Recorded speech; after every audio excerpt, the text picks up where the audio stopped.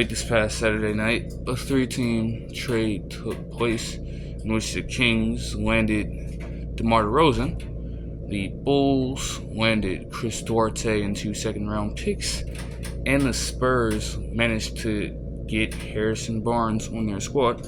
Now, there have been a fair amount of takes on this matter in the days that have followed, but I, in this video, will just, provide an outlook on all three of the teams.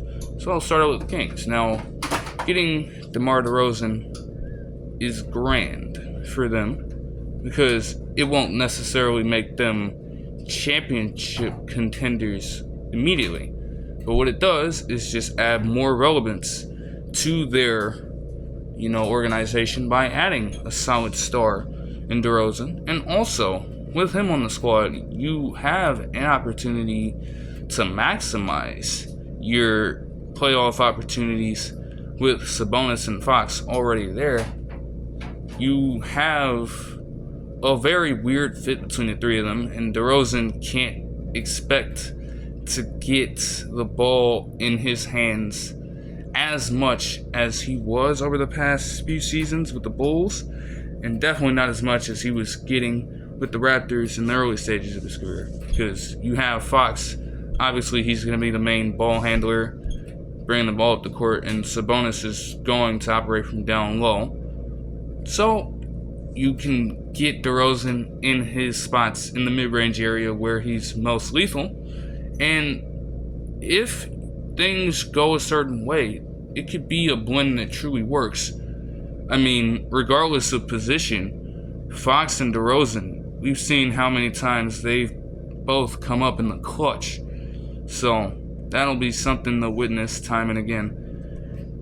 The real question is, how are they going to construct their lineups? Because you add DeRozan into the mix, he's definitely going to be the starting small forward.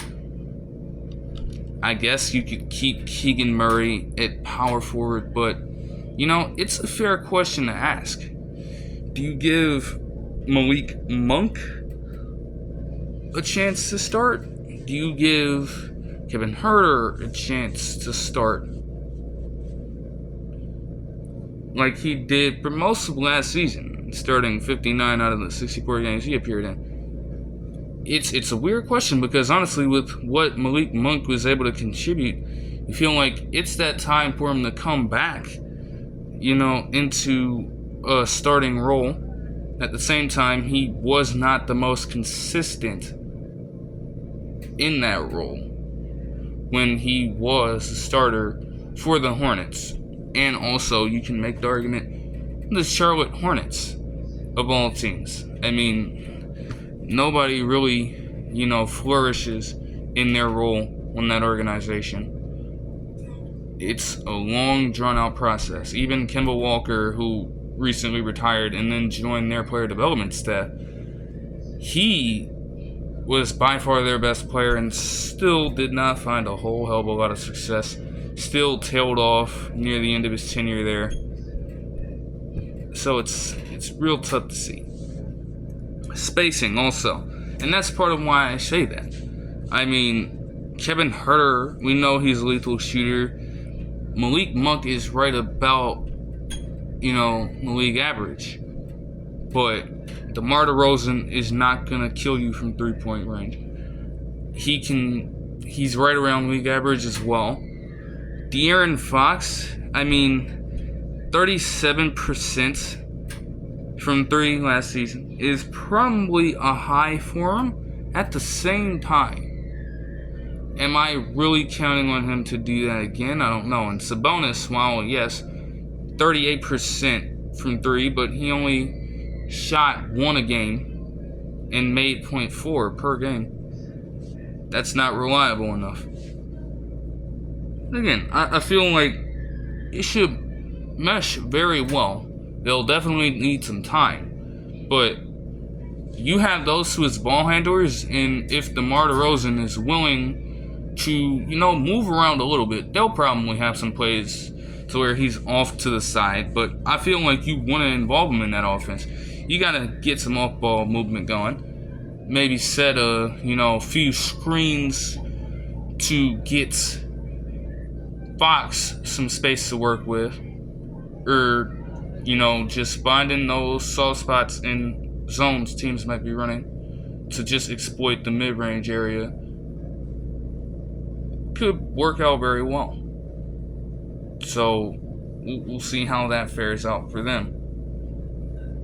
You also have to factor in too that Jalen McDaniels is also there. Do they think he's starting level enough to maybe play at power forward while DeMar DeRozan operates from the small forward position?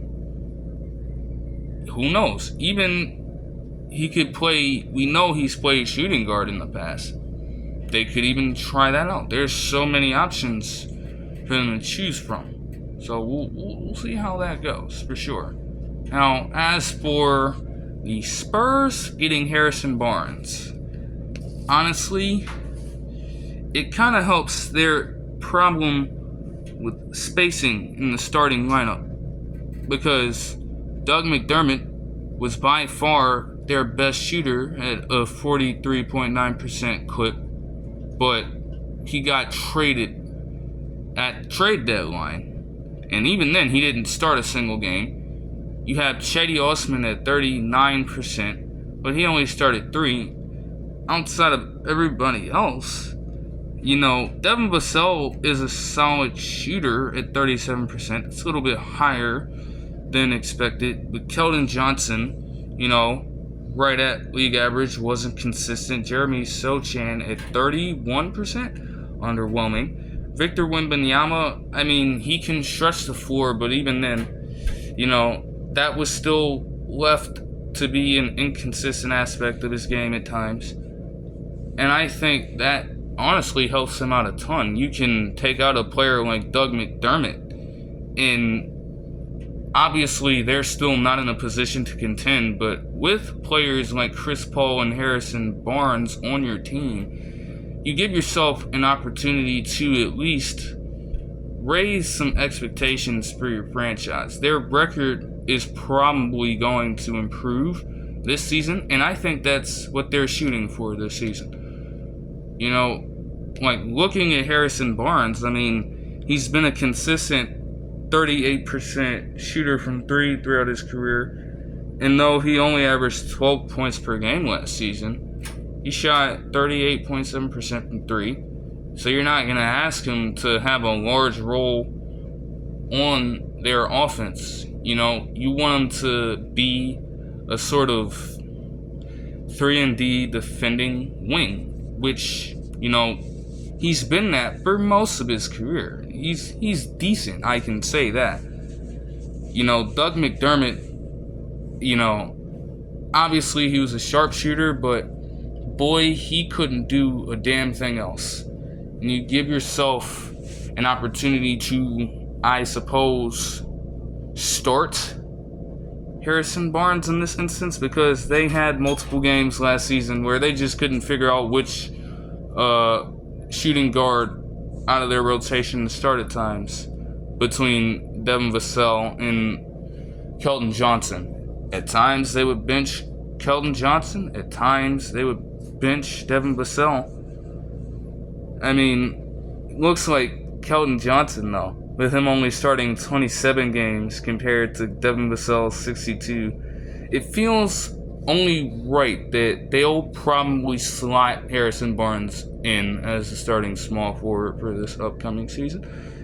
And to get 12 points consistently out of a player like that is not bad at all. That's just double the production that Doug McDermott gave you overall. So, it's a solid move. It's sneaky good for what the Spurs need right now. They don't need to beat the world and just become championship contenders like that. That all depends on Victor Wembanyama's development, though. But as long as you're getting solid pieces early on to mentor the younger guys, I'm sure Harrison Barnes can teach Keldon Johnson a few things, potentially. And, they can't expect a whole lot right now. but just setting foundation early can only help them. There's no way with Victor Wembanyama on the team they do any worse than they did last season. I'm going to say that right now. You can't get much worse than last season. And even then, towards the tail end, they won some convincing matches. And, the Suns games last year to start out were very convincing to a lot of people, as they just shocked everybody and beat them in those close matches. Right, but, hey, adding Harrison Barnes to the mix helps slightly, for sure. So I would give that, a solid grade. It's nothing too crazy, but it does get the job done. It gets some eyes and attention back on that franchise as well. As if the Chris Paul signing didn't already do that. But hey, never know. And for the Bulls, man, this is exactly what happens when you are as stubborn as Jerry Reinsdorf has been with this organization. And not even just stubborn, but oblivious as well. And they're just going to repeat the same cycle whenever it's time for Zach LaVine to be gone. Because guess what? They can't even find any trade for Zach LaVine right now. And then they're going to get a call from a team at some point that wants him. But the Bulls aren't going to get anyone notable back for him. They're going to find a way to screw it up just like they did with this. It's like, come on, man. It would have been better for you to trade DeMar DeRozan at the height of his value, which was probably the very first season with the Bulls. After the end of that, and maybe even after the end of the second one as well. Either one of those two situations, okay? You should have recognized then that it wasn't going to work out with Vucevic, LaVine, and him as your big three, and you should have been trying to move on from that experiment right then and there. But you held on for too much fucking time, and then you put yourself in a spot where you have to make a move out of desperation because DeRozan's that old with a lower value. Now, granted, he can still produce, but let's be real. To get this quote-unquote haul form at this point is not comparable at all to what they probably could have gotten from a team back in the 2022 offseason. If they decided to make the move right there and let him go. But instead, you didn't let him go. You let him stay on the team, and you just went through mediocre season after mediocre season. And then also paid Zach LaVine that heavy contract only for him to just not do much of anything when it came to the regular season after that. Granted, he was hurt, and in the playoffs, he wasn't performing either. If they made any playoff berth in that time span, you find yourself in a spot where the Kings inquire and try to, clamp down on a potential move because they know that DeRozan's value isn't high and they can easily offload a player that is just not a relevant factor at all in what they are trying to do in Sacramento and get him off the books so they can go get a star for cheaper. And they do exactly that by bringing in DeRozan and giving him a $25 million per year contract, which is barely reasonable for what the Kings are trying to accomplish. Because anything higher for DeMar DeRozan would have been ludicrous, but in that situation for the Bulls, you would have been getting somebody more notable from them. Say maybe Kevin Huerter or Keegan Murray would have potentially gotten moved a couple years back because they are a bit more valuable. Instead, you have to settle for Chris Duarte and 2 second-round picks in cash? Like, what are you going to do with that cash? Is a good question. You're getting that money for your organization, Reinsdorf, and you don't even know what the hell you're going to do with it. Who are you going to really spend it on? You have no room to really do that. That does you no good. Because you're still paying Levine that salary. And you still owe it to him even when you trade him. You're like, what the fuck? Like, Duarte, you can try to angle this in so many ways, and it just... he's not even gonna really be a legitimate player for them. There's no reason why he should be on this roster right now. I don't see a way that he gets a lot of playing time. And granted, he's coming off the season in which he played 12.2 minutes per game and only started 11, the lowest of his career so far, even though he appeared in the most overall games in 59, right? The only way I see this working, and I'm going to check this out right now, because they are similar players.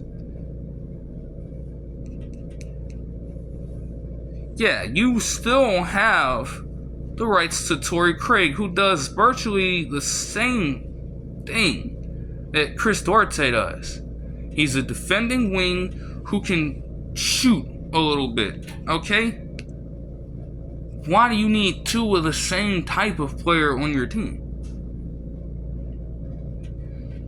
Granted, yes, they are in a spot where they do lack some defensive wings right now. You know, Josh Giddey is obviously not a solid defender. Patrick Williams is decent, but they feel the need to ramp up a little more, I guess. And so they go and get Duarte. You'd think, though, in getting a player like Chris Duarte, he would actually be good at what he does in some fashion. Instead, what you end up seeing from him is that in his career, when it comes to spacing the floor, he has been inconsistent. He went from 37% in his first season to 32% and then to 35%. But you expect him to come in and improve your spacing?